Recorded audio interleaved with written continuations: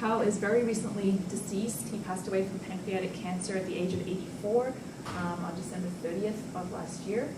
And if you've seen pictures of Carl before, these are probably the kind of pictures you're used to seeing of him later in life. But here he is as a young man, 1961. I found this in one of the obituaries. And here you see him staring very intently at a model of RNA. And so I guess what happened with Carl is that when he stared long enough and had enough of this model of RNA, he came up together with his coworkers with this three-domain tree that you've already had a very nice introduction to this morning in James's talk. And so if we have to summarize Carl's contributions, he's best known for this three-domain tree, the proposal of a three-domain structure of the tree of life, and in particular the recognition and elevation of the archaea to domain status. And so as we've heard, there are many aspects of the monophyly of different parts of this tree are now questioned. But one of the key things for Carl's contribution is recognition that what had been lumped before as prokaryotes, the bacteria and archaea, are actually not a monophyletic group. My name is David Pollock, and I gave the Alan C. Wilson keynote because he's a major father figure in the field of molecular evolution, and I spoke about an overview discussing mechanisms of protein evolution and the issues that we have in mechanisms of protein evolution looking forward.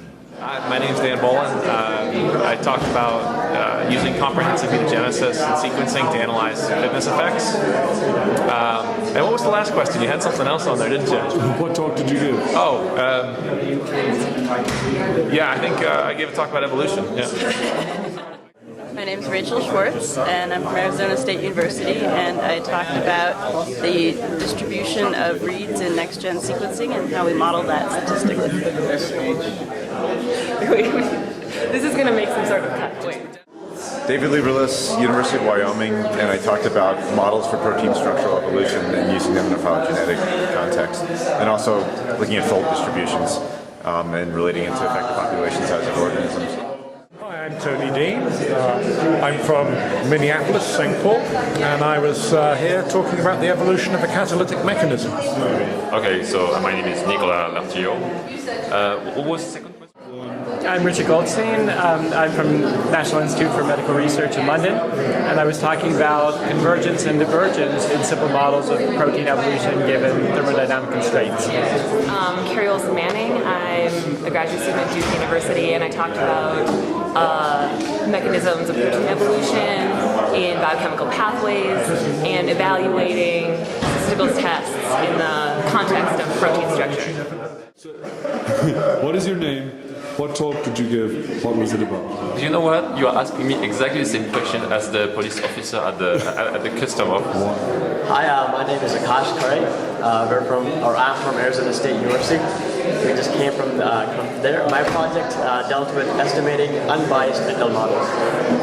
I'm Jessica Albanese. I'm also from Arizona State University, and I presented a poster on my program Lambda, which estimates insertion deletion rates and gap distributions for a multiple sequence alignment. In the US. Well, because I give a talk. So what's the name of your talk? Oh, it's about biased gene conversion.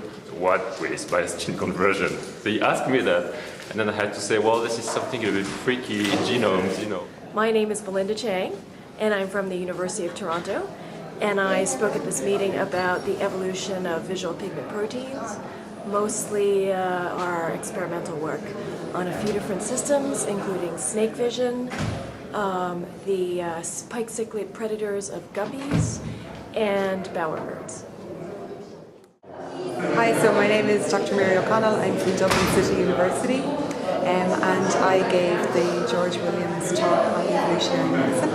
I spoke about the adaptive evolution of the human innate immune system and comparing those patterns of substitution to those we observe in mouse to see if we can figure out. Sorry.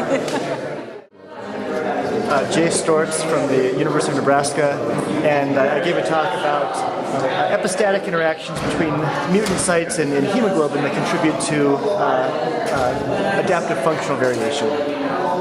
Sorry, can we start over? Yeah, that's fine. I can edit this. So I look at you, where do I look at the... What was the second question? Sorry. Your name? Sorry. Where are you from? And what did you talk about?